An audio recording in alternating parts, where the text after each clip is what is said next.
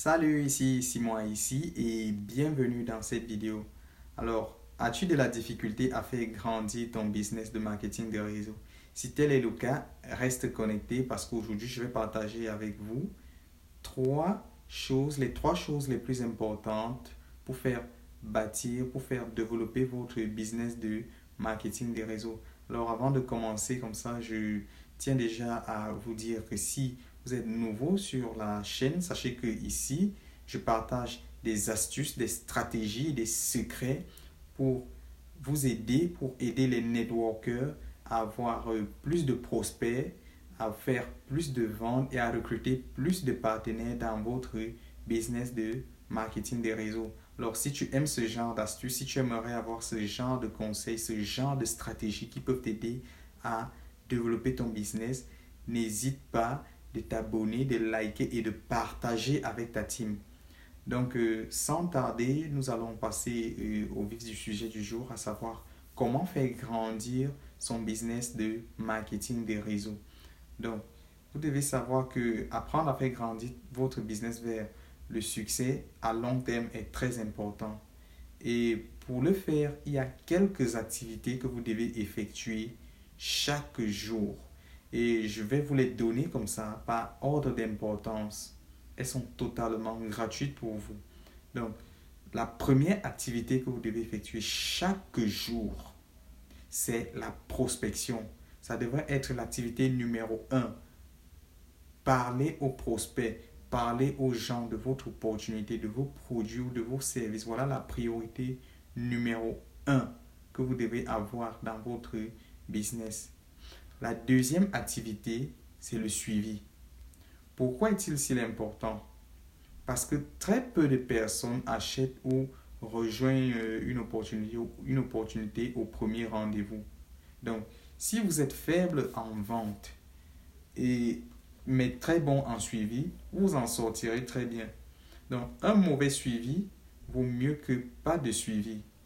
Et peu de personnes font ces choses. Et très peu font le suivi alors qu'il est très, très important. Maintenant, la troisième chose à faire, c'est développer une bonne culture ou une bonne ambiance dans votre team. Donc, apprenez à développer une bonne culture dans votre team.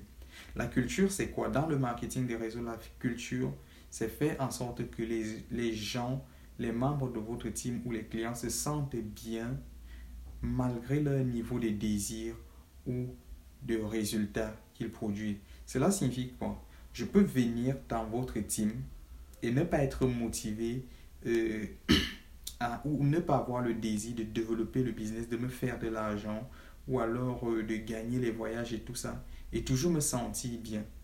Or, une mauvaise culture, c'est là où le leader se comporte comme un directeur commercial, où il vient avec une feuille remplie d'objectifs et parle à sa team.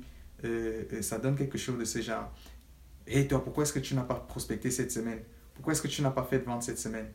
Sors, va prospecter, va me ramener des clients, va nous ramener des clients, tu dois gagner ce voyage, tu dois... Ok? Donc, si un membre de votre team ne veut pas ou n'a pas le désir d'avoir le même résultat que vous, le leader, cela ne devrait pas vous énerver, cela ne devrait pas vous décevoir. Je vois plein de leaders qui commettent cette erreur-là, qui parlent à leur team comme si c'était une équipe commerciale. Et lorsque les teams ne font pas le travail voulu, ils sont déçus. Ils montrent à leurs partenaires qui sont déçus de l'attitude de leurs partenaires de ne pas peut-être vouloir gagner assez d'argent ou de ne pas peut-être fournir assez d'efforts. Donc, une mauvaise culture fait en sorte que les gens se sentent déçus, comme s'ils ne faisaient pas assez d'efforts ou alors comme s'ils ne faisaient pas assez pour leur leader. Donc, et si vous n'avez pas une bonne culture ou une bonne ambiance dans votre team, vous serez toujours en train de recruter et recruter et recruter. Les gens seront toujours en train de quitter, d'abandonner, de vous laisser.